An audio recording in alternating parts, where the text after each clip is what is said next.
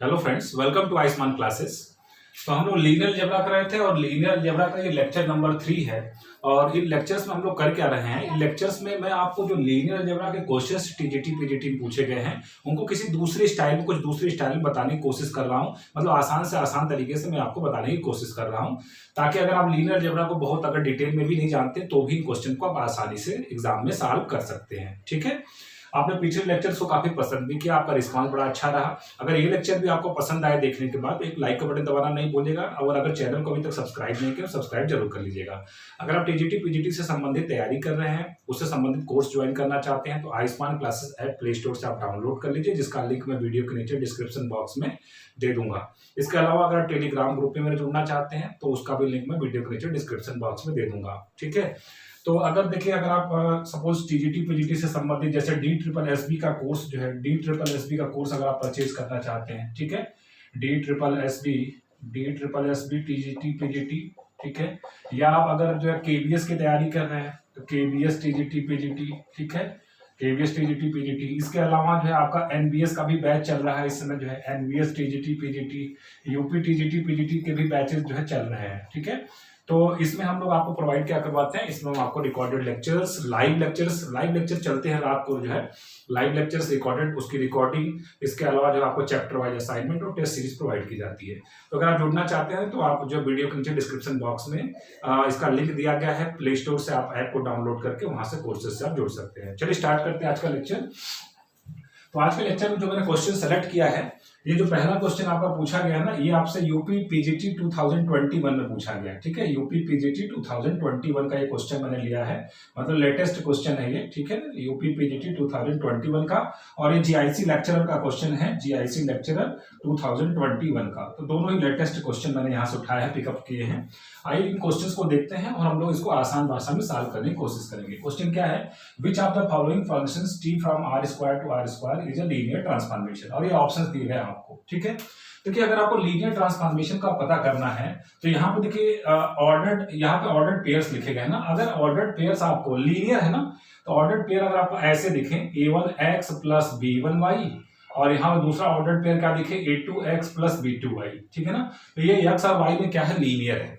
अगर जहां पे ऐसा दिखेगा उसको हम लोग लीनियर ट्रांसफॉर्मेशन बोलेंगे, और जहां पे नहीं दिखेगा उसको हम लीनियर ट्रांसफॉर्मेशन नहीं बोलेंगे। तो मैं बिल्कुल भी डेफिनेशन में नहीं जा रहा हूं लीनियर ट्रांसफॉर्मेशन में कैसे लीनियर है, T of alpha x plus beta y is equal to alpha times T x plus beta times T y, वो सब डेफिनेशन में नहीं जा रहा हूं। अगर आप लीनियर अलजेब्रा का कॉन्सेप्ट भी नहीं जानते हैं, लीनियरिटी को पकड़िए आप। लीनियरिटी को पकड़ने के लिए मैंने आपको तरीका क्या बताया, यहाँ पे जो ऑर्डर्ड पेयर्स लिखे होंगे, ऑर्डर्ड पेयर इस टाइप के लिखे होने चाहिए, a1x प्लस b1y, क्योंकि यहाँ पे ऑर्डर्ड पेयर है ना। अगर ऑर्डर्ड ट्रिपलेट होते, मतलब ये अगर लीनियर ट्रांसफॉर्मेशन r³ से r³ में होता तो यहाँ पे एक और आपको, यहाँ पे एक और टपल मिलता आपको। ठीक है ना, फिलहाल r² से r² की बात है, तो यहाँ पे आपको जो है टपल कैसा दिखना चाहिए, a1x प्लस b1y और प्लस a2x प्लस b2y। ठीक है, मतलब x और y में क्या होना चाहिए, लीनियर होना चाहिए। आइए पहचान करते हैं।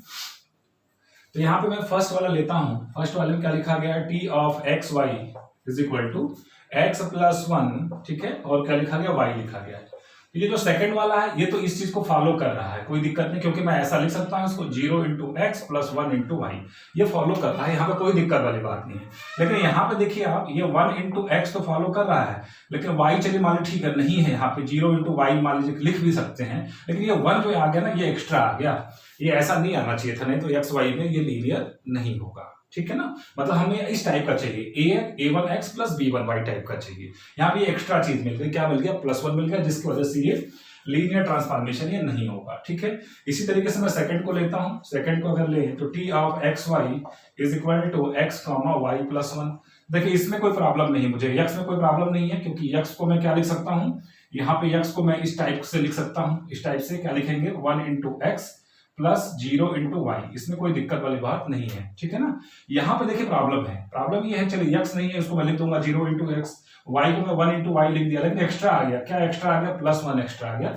इसकी वजह से ये भी लीनियर ट्रांसफॉर्मेशन नहीं होगा। ठीक है, आइए यहाँ पे आ जाते हैं सी वाले में। तो सी वाले में आपसे क्या पूछा गया, T of x y is equal to क्या गिवन है, एक्स प्लस वाई इंटू कितना, एक्स प्लस वाई कॉमा 0 दिया गया है। तो ये तो साफ साफ आपको दिख रहा है, इस टाइप का है ए एक्स प्लस बी वाई। इसमें भी हमें कोई प्रॉब्लम नहीं है, क्योंकि 0 को मैं क्या लिख सकता हूँ, 0 into x plus 0 into y लिख सकता हूँ, कोई दिक्कत वाली बात नहीं है।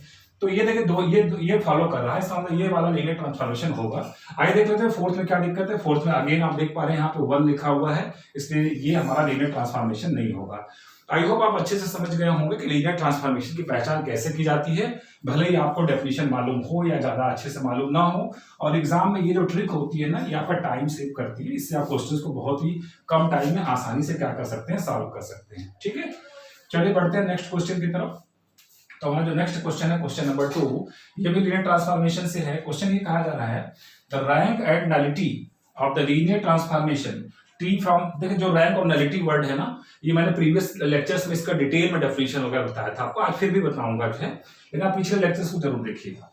Rank and nullity of the linear transformation T from R square to R cube defined by, एक लीनियर ट्रांसफॉर्मेशन है, आर स्क्वायर से आर क्यूब पे डिफाइंड है। किस तरीके से डिफाइंड है, T of a b is equal to a minus b, b minus a minus ए।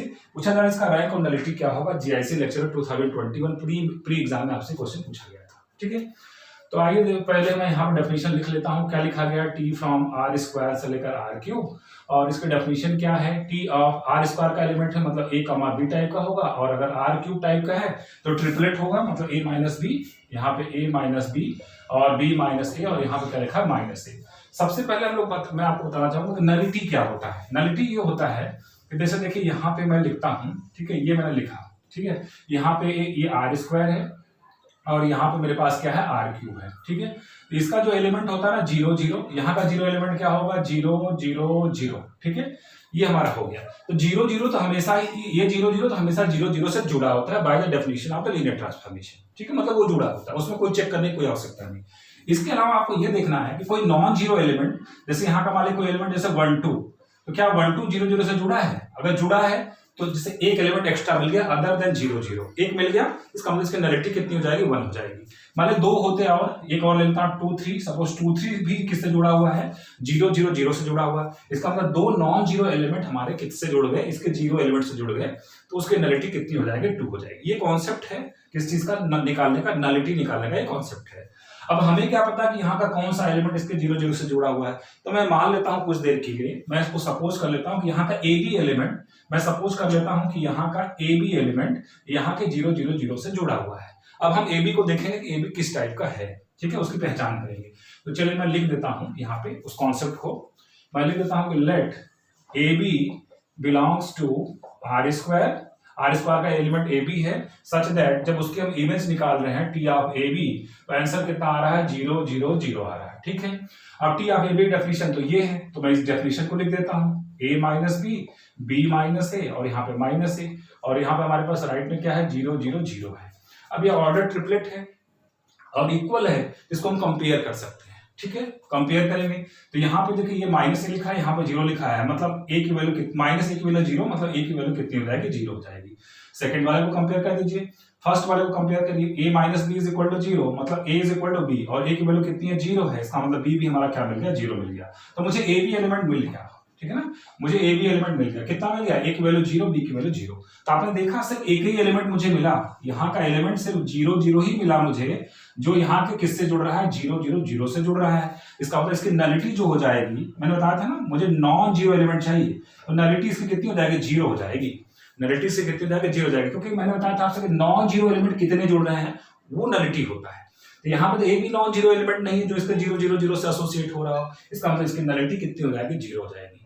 तो बस इतना सा कॉन्सेप्ट है, नलिटी 0 आ गया। ऑप्शंस में देखिए इन्होंने पहले रैंक का नाम लिया है, फिर नलिटी का नाम लिया है, तो नलिटी में 0 कितने ऑप्शंस में, एक ही ऑप्शन में है, ये बी ऑप्शन करेक्ट हो जाएगा, ए ऑप्शन रॉन्ग हो जाएगा, सी ऑप्शन रॉन्ग हो जाएगा, डी ऑप्शन रॉन्ग हो जाएगा। ठीक है ना। अब अगर आप देखना भी चाहते हैं कि रैंक कैसे आएगा, तो मैं रैंक के बारे में भी आपको बता देता हूं। तो यहाँ पे मैंने लास्ट लेक्चर में आपको सिल्वेस्टर्स क्राइटेरिया बताया था, मतलब एक थ्योरम आपको बताया था, ठीक है ना, एक रैंक नलिटी थ्योरम, सॉरी मैंने आपको रैंक नलिटी थ्योरम बताया था। तो रैंक नलिटी थ्योरम क्या होता है, देखिएगा ध्यान से, मैंने लिखा था कि रैंक ऑफ टी, ठीक है ना, rank of T plus nullity of T rank of T plus nullity of T is equal to dimension of, ये जो फर्स्ट वेक्टर स्पेस होता है उसके डायमेंशन लेते हैं। फर्स्ट वेक्टर स्पेस क्या है, आर स्क्वायर, इसके डायमेंशन को आपको लिखना है, ठीक है। नलिटी तो आप 0 बता ही चुके हैं, ठीक है। और आर स्क्वायर की डायमेंशन कितनी होती है, 2 होती है। आप समझिए ना, आर स्क्वायर का मतलब ये प्लेन है, x y plane, x y plane की डायमेंशन कितनी होती है, 2 होती है, क्योंकि उसमें लेंथ होता है और ब्रेड्थ होता है, सिंपल सी बात है। अब हमें रैंक निकालना है, ठीक है ना, तो ये रैंक ऑफ टी हमारे पास यहाँ से आ जाएगा। हमारे पास रैंक कितना आ जाएगा, रैंक हमारे पास आ जाएगा 2, तो रैंक 2 आ गया। और नलिटी आपने कितना निकाला था, नलिटी आपने 0 निकाला था, तो हमारा आंसर कितना आ जाएगा, 2,0 आ जाएगा। इसका मतलब कौन सा ऑप्शन करेक्ट हो जाएगा, बी ऑप्शन हमारा करेक्ट हो जाएगा। आपने देखा कितना ये सिंपल है ये, और ये इसी को देख के कैंडिडेट बहुत घबराते हैं, बहुत परेशान होते हैं कि ये क्वेश्चन जो हमको एग्जाम में टिकल नहीं हो पाता है, जबकि क्वेश्चन बड़े ही आसान होते हैं, इसमें बहुत ज्यादा दिक्कत की बात नहीं है। तो मैं ऐसे ही आपको नेक्स्ट लेक्चर्स में ऐसे ही और भी क्वेश्चंस जो है मैं लेके आता रहूंगा, और क्वेश्चन के थ्रू भी मैं आपको कॉन्सेप्ट क्लियर करवाता रहूंगा, और मैं पूरी कोशिश करूंगा कि इसको आपको हल्के से हल्के तरीके से आपको बताया जा सके, जिससे जो है एग्जाम में आप इस क्वेश्चन को आसानी से टैकल कर पाए, आपका फियर दूर हो। तो कैसा लगा आपको लेक्चर, जरूर कमेंट बॉक्स में लिख के बताइएगा, और एक लाइक का बटन दबाना नहीं भूलिएगा। मिलते हैं फिर से नेक्स्ट लेक्चर में। Thank you very much.